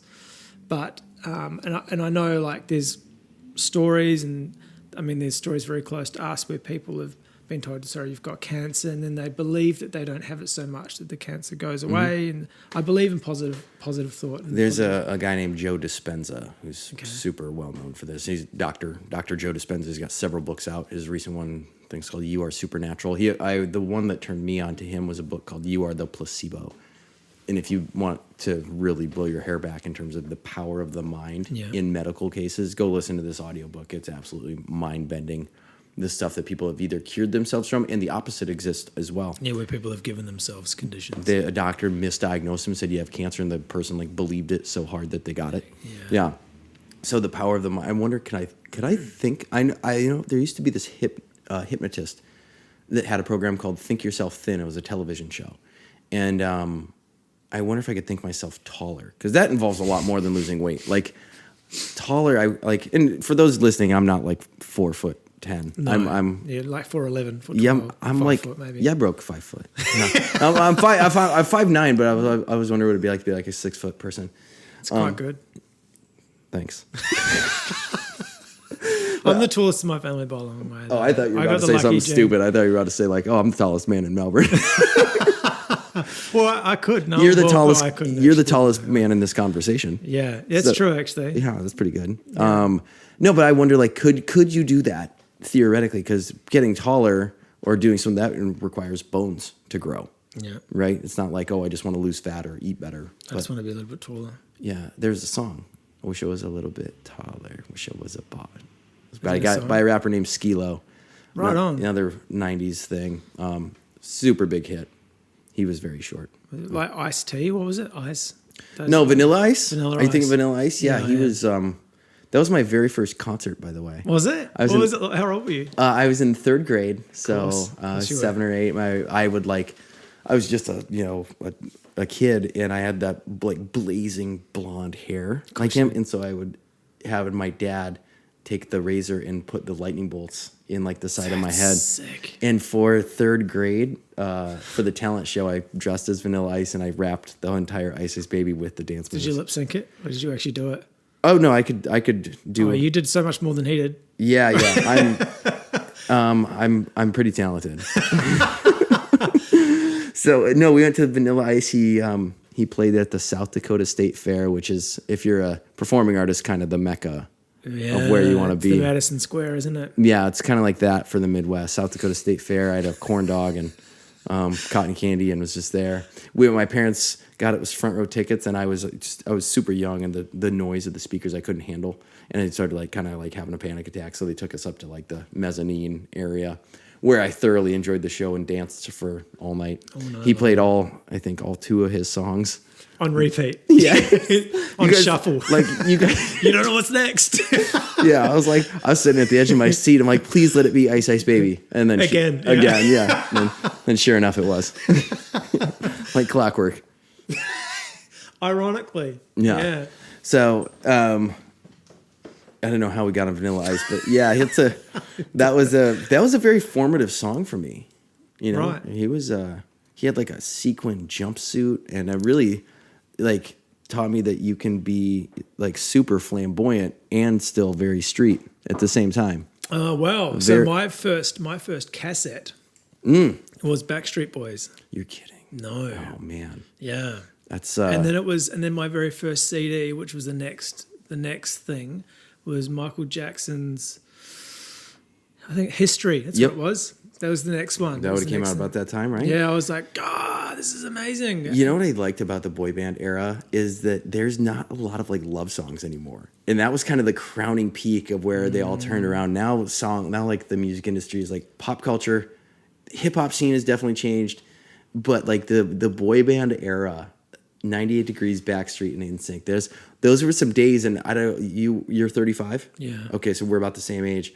You would have been hitting your teen years where you start going through puberty and having feelings for girls, and I still get a little nostalgic when a Backstreet song comes on. I was like, oh man, I remember the girl that I had a crush on when that song was big, and I would I don't know if you ever did this, but we would burn CDs. Like I made you a mix and give it to a girl. It's like, here's some. Oh, we did cassettes. It was easier because I could the cassette player that I had two, so you could record, but you had to get it right. You could put this one in, you hit play, and you'd wait, and then you had to push the two record and play together at the same time. Yep. Yeah, but you had to get the timing right. And then you had to sit there and wait for the song to finish, which wasn't a problem, to be honest with you. Yeah, because I'm all over it. Yeah, and if you thoroughly enjoyed, that wasn't my favorite Backstreet song, but like I always wondered with the Backstreet Back thing, like when they brought it out, I was like, well, where'd they go to start with? Right, because if this is your debut, this should be a song you do on album number 2 or 3. But I was like, oh, why is this the first? I was like, where were they? If you want to catch up with Backstreet, they, I believe, are residents at Planet Hollywood in Las Vegas. I stay at PH when I go to Vegas because it's like my favorite little hotel. And they had Backstreet Boys all over the elevators, like the big posters. That's where they are. So go to Vegas. You can get a 14, 15-hour flight here from Melbs to LAX, and LA to Vegas is like less than an hour. It's best weekend ever. Yeah. Imagine that. And then you end up with married. Yeah, shotgun. Yeah, you have a shotgun wound in your side from being married. Yeah. Is that what a shotgun wedding is? I think it means something different. Legitimately shoot you. Yeah.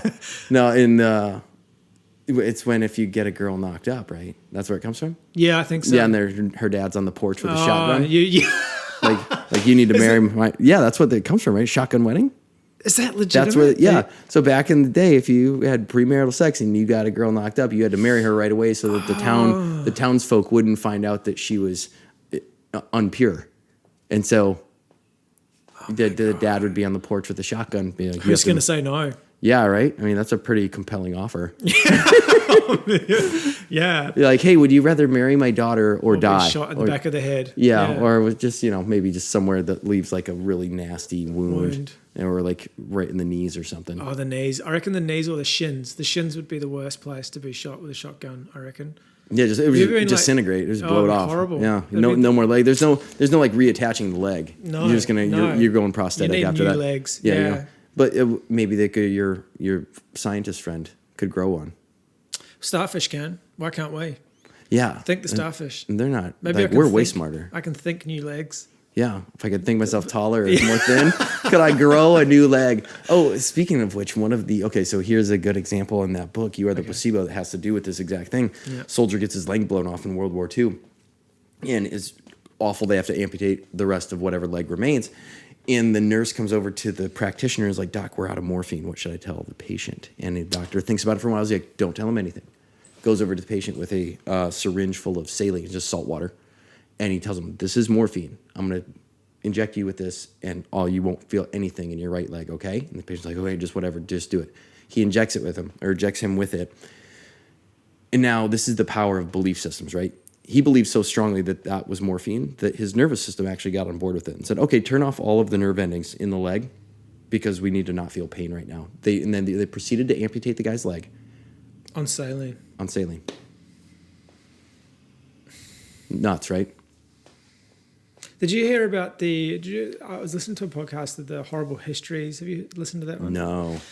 Horrible Histories? Oh my God. Speaking of the Second World War, there was, in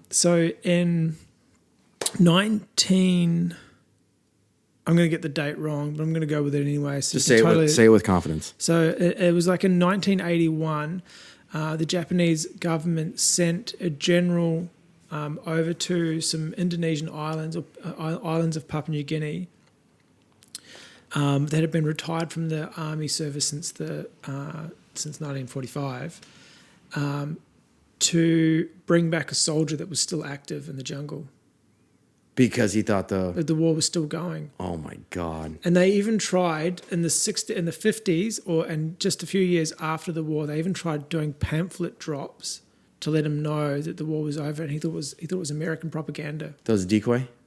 Oh my God. He'd been serving, and he'd killed people, he'd shot people. He'd been living on this island for 30 years after the war had finished. Can you imagine 30 and what? I mean, imagine going to find back. out that the war, it would just shatter your reality.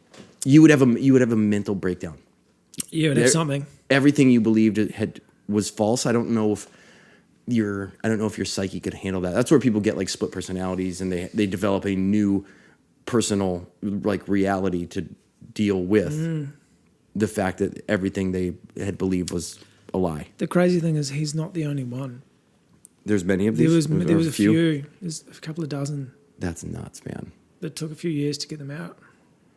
And this whole time they're like fighting a war, but who were they? Yeah, were they just like hiding and hunting and like trying to stay alive kind of thing? Because if the war is over, you technically don't have any. Well, you'd have to listen to the. I think there's books about it as well. There's a few books that have been written about it. You can Google search it. There's a podcast that a guy, American fella, does called Horrible Histories. I think it's called Horrible Histories. That's crazy, man. And he does like. He does a pretty amazing podcast. Actually, he does one about the Genghis Khan era and stuff like that, and but which I've only listened to part of the Japanese one because his podcasts go for like 8 hours or 10 hours. Damn. Yeah, they're epic. So you hit play, you're like, that's not right. 600 minutes, that's not right. Right. Yeah, but it is right. You just got to like you just got to like chew on those in small bites. I'm sure. Yeah. Yeah. Like, so I'm like, I don't know, 2 hours into this Japanese one, and I'm just like losing my mind. He brought it up about honor and how the Japanese honor system is the craziest in the world. Yeah, you would rather die than bring dishonor to your house. Yeah. It's like the whole samurai thing, right? Of like, oh, if I dishonor my house, I have to kill myself, kind of thing. Yeah. You know. Where like America, we're all about dishonor. It's like our best quality. It's amazing. Yeah. Yeah. I don't know. I think honor's definitely changed. I don't think honor exists in the same capacity. Totally doesn't. We don't have kings and queens. Well, we do, but not. It's not like it. I don't think honor has changed, man. People are way more individualistic than what they used to be. Yeah, I think there's a modern interpretation of it, right? Because like, does an entire nation get down on one knee and bow to the royalty? Not in the United States for sure. In most other countries. Well, you guys are Americans are. Honor is often seen as patriotic, so you guys are really patriotic. Like Americans are really patriotic towards America, where like you come to Australia and people aren't overly patriotic towards their country. Like New Zealand, we're quite patriotic towards like if you're a Kiwi in New Zealand, you're quite passionate about New Zealand and its environment and the people in it. There's not that many of us. We sort of stick together. In the U.S., it's specifically like Texas. Texas is a really good example. Yeah, people from Texas love being from Texas. Oh yeah. Oh man, they got bumper stickers, they got shirts and hats. I'm from Texas. Yeah. Whereas like I'm proud to be from South Dakota, proud to be from a small town, but I don't like wear it. I don't brag about it. Dakota's the best name. You think? I love it. I love the name Dakota. I think it's cool. It's a cool name. I think it's the best sounding, Yeah. Because it's the state. Dakota's a state, isn't it? There's North Dakota and South Dakota. Right, yeah. And they're right next door to each other. The South, you're not going to believe this, but it's south of North Dakota. North Dakota sits. Get the fuck out I know, here. it's insane. That's crazy. I never even thought that was a thing. Yeah, I'll let you sit with that one for a while. Now, Dakotas are cool. It's like I there's thought that was one of those Greenland, Iceland things. Yeah, dude. I did. One of my best friends just went to Iceland. He sent me a bunch of like stuff from over there. It's actually really beautiful. Yes. Incredible sent me a bunch of videos and everything. I was like, that looks fantastic. Who named that? Yeah, and the human beings are huge. Are they? They're massive. Those Nordic people are immense. Yeah. They're all the Dutch, the Norway, from Greenland, Iceland, they're all 6'4" and ripped and all incredibly good looking. Damn. Yeah, I need to be from there. They are amazing. They're amazing human beings. They are quite the species. That's one place in my travels I haven't been. I haven't been to like Scandinavia or Iceland. That's it, Scandinavians. Yeah. I'd love to go to Scandinavia. Yeah. I've done a little bit of Europe. I've been to Australia several times and a bunch of like Central American tropical countries. But the Scandinavians, they have like the 30 days of night, right? Yeah, and also where the sun doesn't set. Yeah, then they have it'll be like 22 hours of sunshine. Dude, I got to go there during that time. That would be so amazing. Yeah. I couldn't imagine. I have an Icelandic friend who's also a handstand coach, and he was saying about the 30 days of night that you gotta like mentally prepare for it. You can't just like go there, and be like, oh, what a fun experiment this will be. Like without sunshine, you're like, it's who we are as a species. Like we need sunlight, And so to go 30 days without it, he says, gets to be like just imagine when it gets really rainy for a while and you get kind of gloomy, like a week of rain, you're like, I'm starting to feel it a little bit. Yeah, I couldn't imagine like the effects that it have on you. Yeah, I would just, if there could be like some kind of hibernation, how if you could induce hibernation, how a bear just naturally hibernates, so it could inject me with something. Yeah. Man, can you imagine them waking up from that? 30 days later. Oh, you would be so pumped. You would be pretty excited about waking up. Oh, I would be at the gym for like a week, Would you? Just crushing it. I wouldn't want to go back to sleep. Yeah, not for a while. Yeah, I'd be like, I'm good. I think I've done my sleep for the month. Yeah, I'm good. Yeah, I want to stay awake for a little. Yeah, what if our cycles weren't with the sun, but they were like with the season? Yeah, like you do. You know how we sleep. Like some other mammals. Yeah, we sleep every night, and then you wake up when the sun comes out, and then yada yada yada. But then that's obviously not natural. But that would be kind of a fun thing to think about. I think that is natural. I think that's like, I do think about this. I think about, like, I like to wake up when the sun gets up. Same. Yeah. Like it feels really good. Like, that's one thing you'll find about when you go to the Gold Coast. I don't know if you've been there in summer, but the sun gets up really early. Good. Like 4:30, 5 a.m. Okay. Yeah. When I was in Costa Rica, and everyone's up. Same last year, almost around this time. Costa Rica, it comes up at 5, and you just kind of wake up naturally, and you're like, I'm not even tired. Yeah, it feels great. Yeah. You've got to go to bed. That's one of the things that I have with sleep is I don't sleep all that much, but I get up about the same time every day, regardless of what time I've gone to bed. Like I'm pretty good now. I'm like sort of 10:30 now. I think that's pretty good. Normally get up at the same time. This trip has been a little different. So when I first got here, I woke up at 2 a.m., didn't go back to sleep, and then 3, and then 4, and then this morning I got up around like 5:30. Nice. Normally, so I'm like, all right, cool, I'm back on schedule. So the next 4 weeks for me should be pretty agreeable. But jet lag is just such an interesting thing. It's a shit thing, isn't it? Yeah, desynchrinosis is what the actual name of jet lag is. Is it what it is? It has a name, that makes so much sense. Yeah, and it's, some people experience it all the way to where they get like nauseous. They get sick or the flu from it. I've always just been, it's sort of this weird, I'm awake, but nothing's really real kind of state. You know what I mean? It's a very jaded sort of feel to it, doesn't it? Yeah, it's like I feel drunk, but without all the sloppiness. I'm just like, I'm kind of... Yeah, you're hungover without the amazing night you had before. Yeah. You were literally stuck in a 400 by 500 airplane seat. Yeah, depending on how far the farthest one I've ever done is 17 hours. I've traveled for 30 hours straight, but I like slept intermittently in between there. But I've done a 17-hour flight before, and that was... Qantas just did the 20-hour flight from New York to Melbourne. Yeah, that's not public yet, right? They're in trials because the amount of being at low pressure and the amount of that continued exposure to radiation, they're still testing on like what the effects are. Right. Yeah. Did you know that after you're a flight attendant for over 1 year, you're no longer allowed to be an organ donor because of radiation?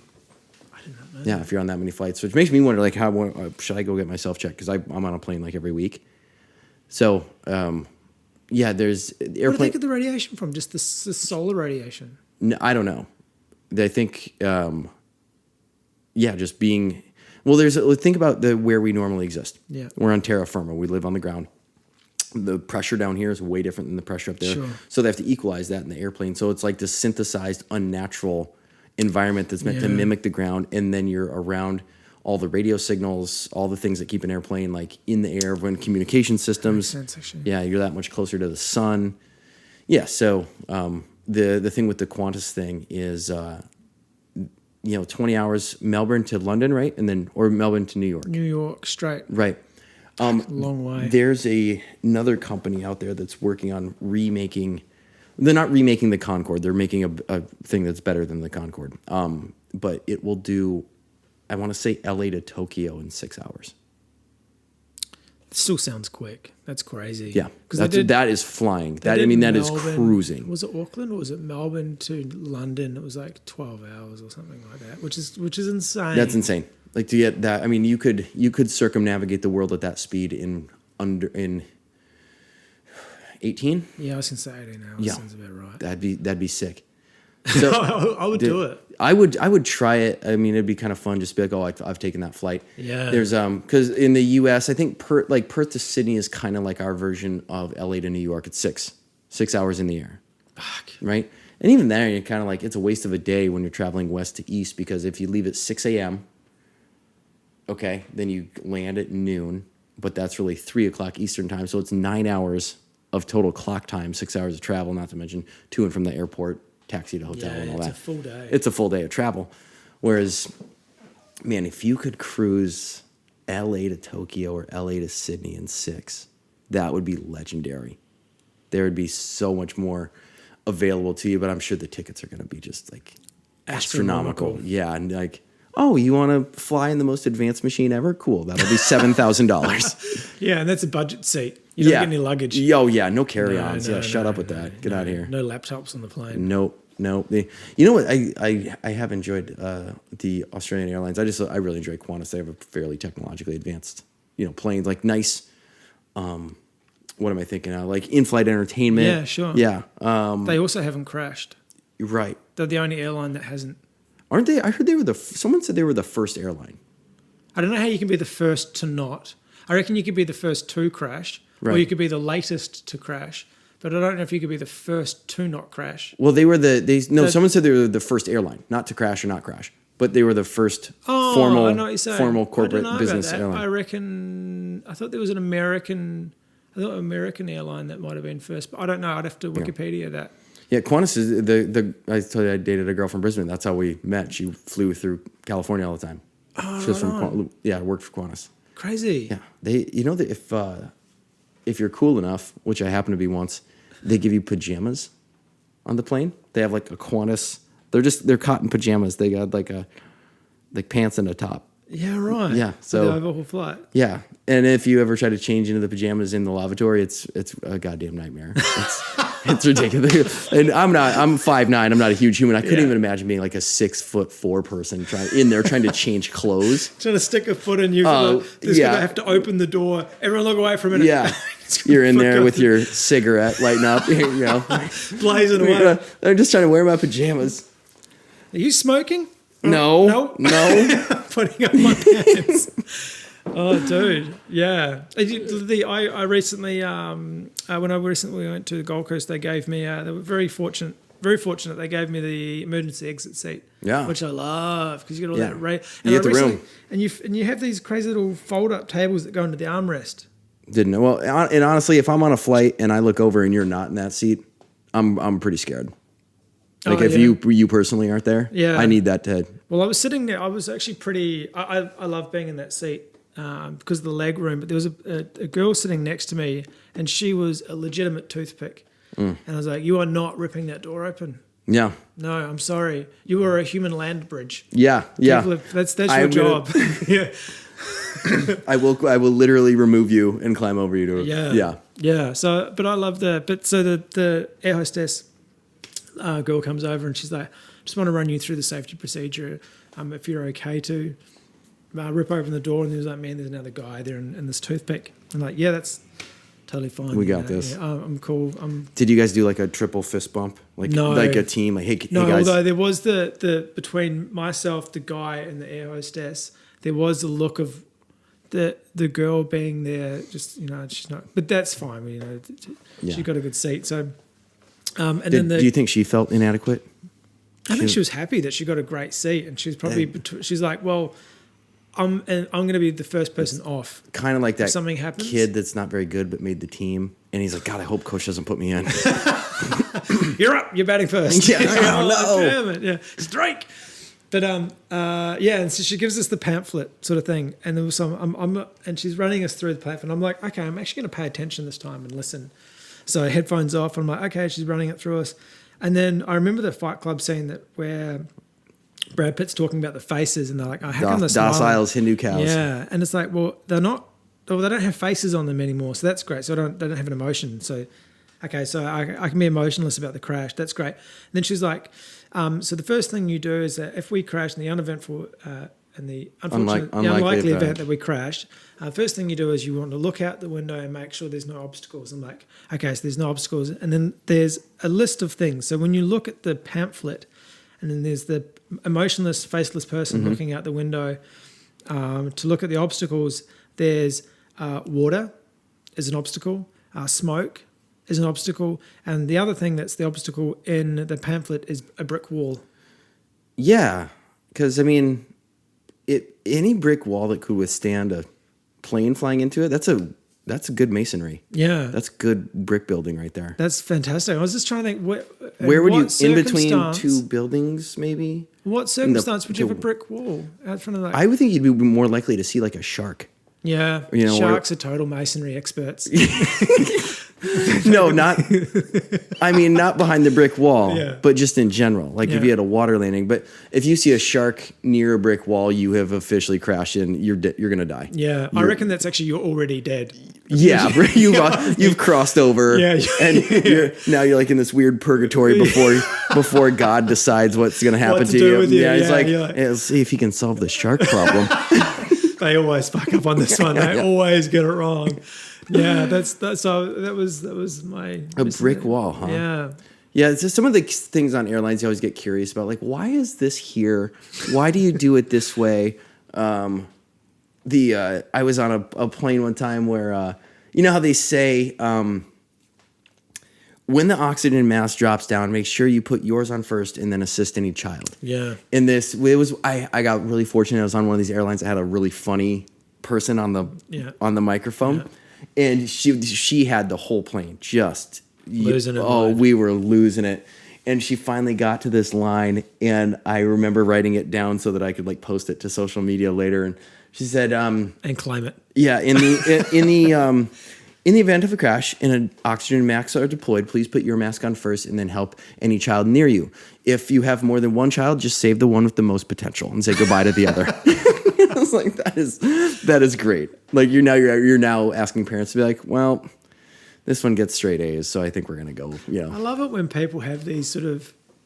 I love it when people don't take things seriously anymore, and you get that little odd gem where someone makes a joke out of something that's quite a serious situation, and they're just quite lighthearted and flippant about it. There's something I really appreciate that now, because we live in a world and society that everything is so goddamn serious. Oh, and it's like a fashion accessory to be offended these days. Like you get to wear being offended. Like I'm offended. I have an opinion. I'm special. I want people to understand me.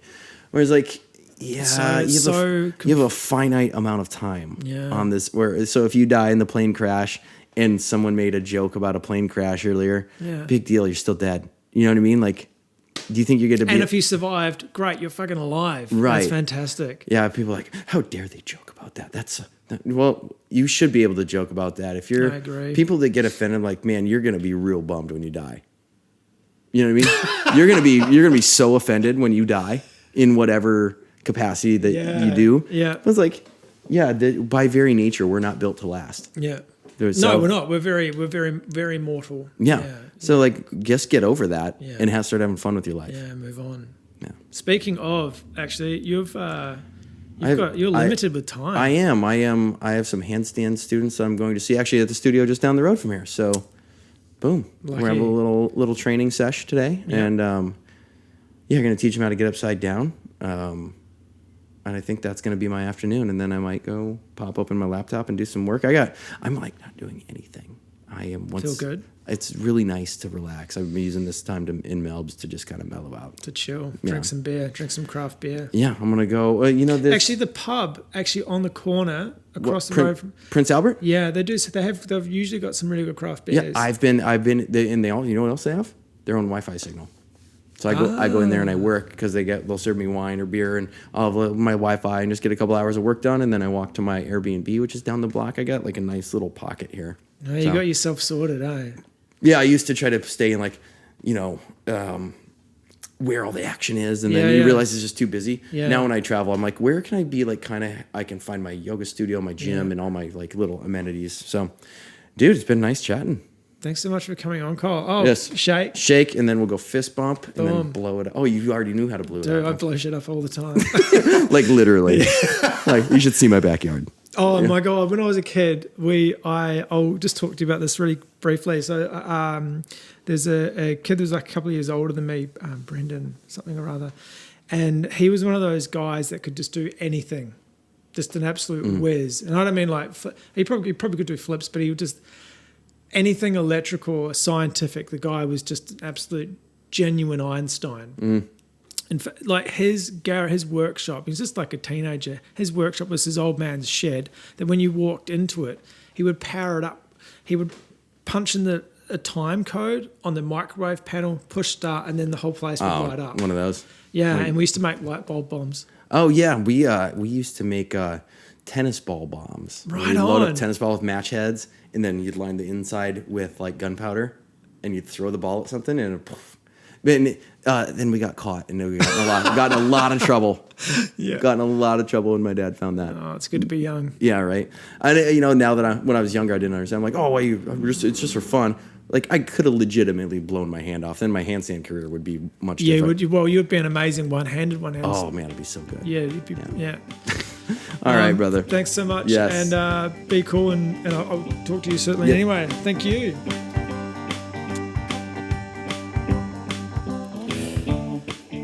All right. So thank you so much to Kyle for jumping on the podcast with me. It was great fun. I had a great chat. So thank you so much. Thank you, all of the listeners out there. Hello and thank you. I really appreciate it. Don't forget to like and subscribe on your favorite platform you listen to, iTunes or Spotify or Google. Also leave a review if you want. Really makes a big difference. Everyone liking and subscribing makes a huge, huge difference and makes me feel good about myself and my life. So what a reason. More episodes coming up. Again, thank you. Be good to each other out there. Enjoy life. Until next time, catch y'all.